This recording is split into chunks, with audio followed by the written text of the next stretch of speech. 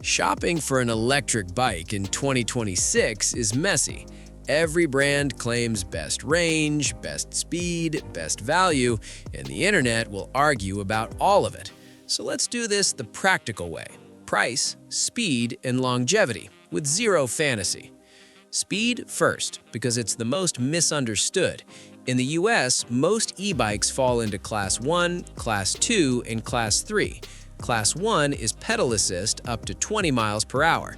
Class 2 adds a throttle but still caps around 20 miles per hour. Class 3 is pedal assist up to 28 miles per hour. That sounds like the obvious winner, but it can change where you're allowed to ride depending on local rules. And it's only great if your routes actually benefit from it. Now the real decider. Longevity.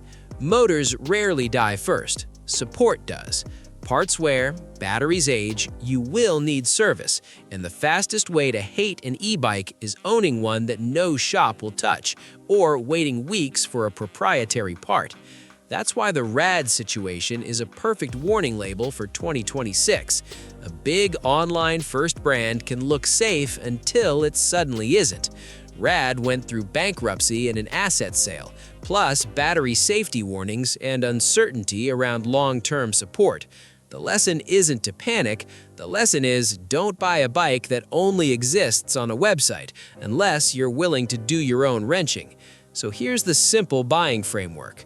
1. Confirm local service. Call 2 bike shops near you. Ask if they will service the brands you're considering and whether parts are easy for them to source. If they say yes, your future self just got happier. 2. Pick the right speed lane for your routes. Most commuters cruise 12 to 18 miles per hour.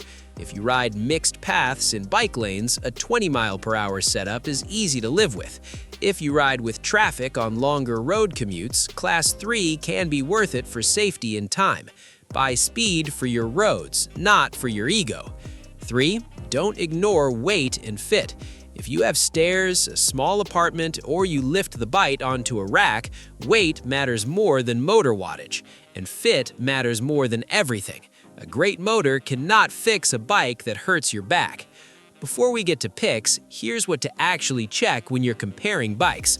First, motor type. Hub motors are common on value bikes. They're simple and often cheaper. Mid-drive motors usually feel more natural because they drive through the bike's gears, so climbing and efficiency can be better. The trade-off is cost and complexity. Second, the sensor.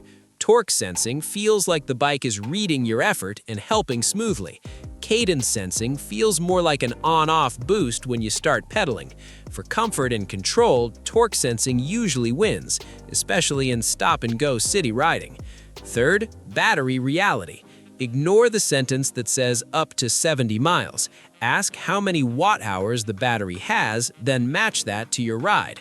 Wind, hills, cold weather, heavier riders, and riding at max assist all cut range. You don't need heroic range, you need reliable range with margin. Fourth, standard parts. Standard tires, standard brake pads, standard drivetrain parts, and a frame design that doesn't trap you into weird proprietary pieces. This is what lets a normal shop keep your bike alive. Fifth, theft and daily convenience. A removable battery matters if you park outside. Hardwired lights matter if you ride early or late. A rack matters if you carry a backpack or groceries, and a good lock is not optional. Also, plan for the first month costs. Most new e-bikes need a bolt check, brake bed-in, and a minor adjustment after a few rides. Budget for a tune-up, a floor pump, and a spare tube. And if you're commuting, buy the lock you trust, not the one that came free in the box. These small things decide whether your bike stays fun or turns annoying. Okay, picks. Best all-around value for most daily riders. Aventon Level 3. This is the commuter sweet spot. It's priced around $1,899, built for daily riding, and it focuses on real ownership features, removable battery, solid commuter setup, and extra security tools.